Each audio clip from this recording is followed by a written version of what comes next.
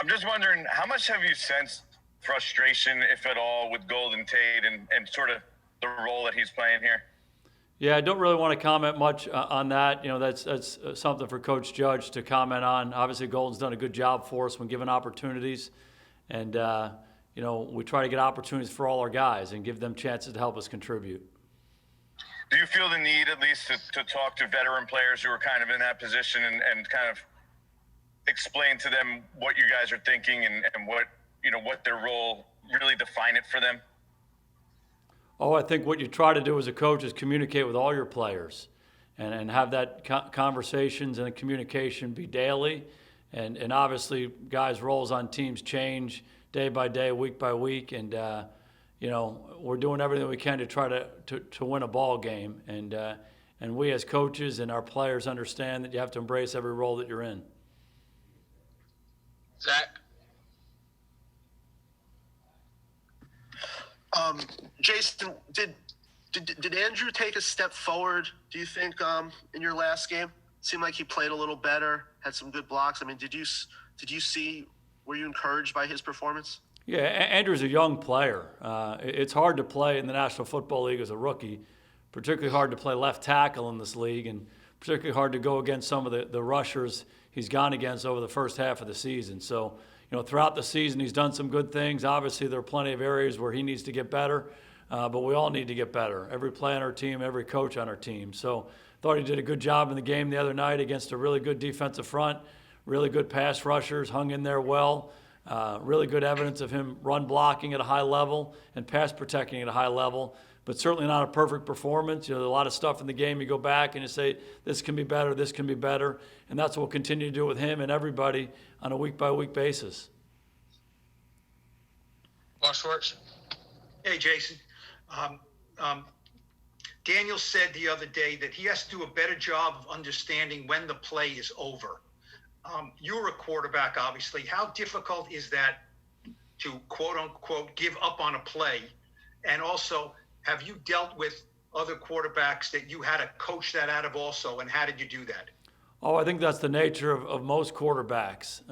Quarterbacks who are worth their salt have a playmaking instinct in them. And they want the ball in their hands, and they want to be the guy who's guiding the offense but making an impact on what goes on the field. And I would say every quarterback I've been around who's been a really good player, has that same instinct. And over time, you learn through experience, what plays you simply have to fold on, and you have to get the ball out of your hand and live for another day. And whether it's punting on the drive or just simply going to 2nd and 10, I think that's an important thing to understand. And the more situations you're in, if you approach them the right way, you'll learn from those experiences.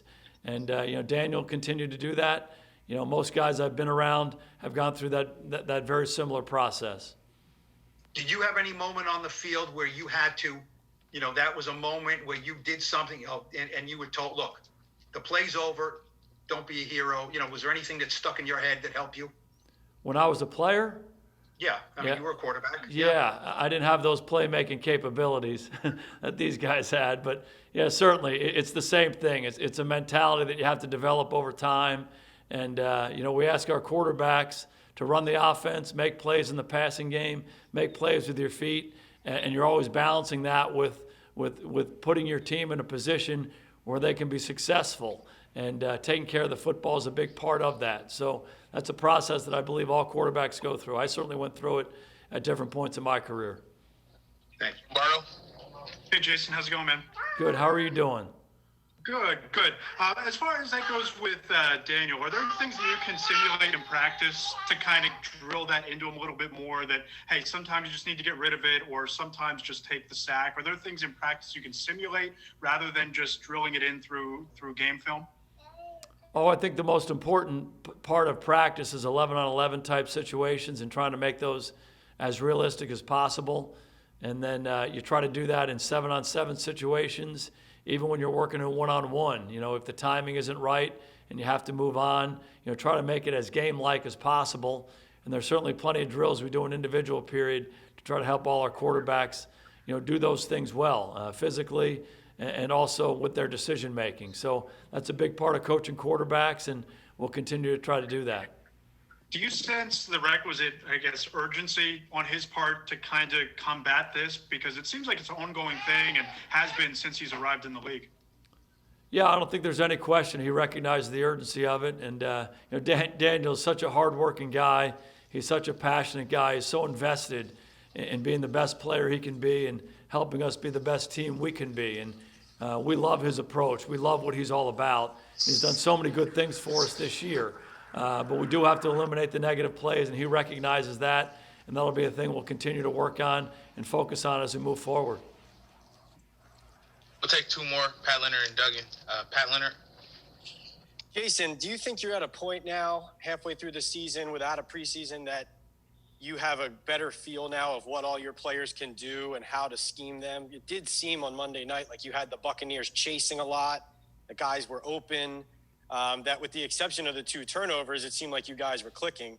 Just wondering if you think, without that preseason, it just required a little time to kind of learn the talents and skill sets of everybody once it got going or before it got going. Well, I just think that's an ongoing process with coaches. You're always trying to learn more about your individual players and what their capabilities are, and then, different parts of your units, whether it's your offensive line or your tight ends, receivers, quarterback, runners. You're always trying to learn them and play to their strengths and minimize maybe some of their deficiencies. And that's a big part of coaching wherever you are. I think the more you're around people, the more you get to know them, and maybe most importantly, the more guys get experience. A lot of young players playing for us right now, learning as they go. And again, their approach has been outstanding. And I think you see them improve. They improve on a daily and a weekly basis. And that's really what you're asking for from them as a coaching staff, is to come in the building every day with the right mindset and the right mentality to continue to grow and get better. And I believe we've done that. We have a long way to go, obviously, individually as a unit, as a team. But guys are approaching it the right way, and that gives us a real good chance to get better week by week. Last one here, Duggan. Hey, Jason, this question actually kind of complements that. How much has your playbook expanded as the season progresses? Is that just sort of a natural thing where you can't throw everything out there in week one and it builds to this point? Yeah, again, I think it's knowing the players and being able to play to their capabilities. And it comes with experience. It comes with time. You have to practice. You have to practice together. Unfortunately, nobody in the league this year had preseason games. That's a great opportunity to grow and get better. But over the course of the season, the best teams are the ones that grow and get better. They're better in week 2 than they were in week 1, better in week 3 than week 2. And that doesn't always have to be a progression where it's always taking steps forward. But over the course of the season, you have to improve, you have to get better, and you have to make that a point of emphasis for everybody in the organization.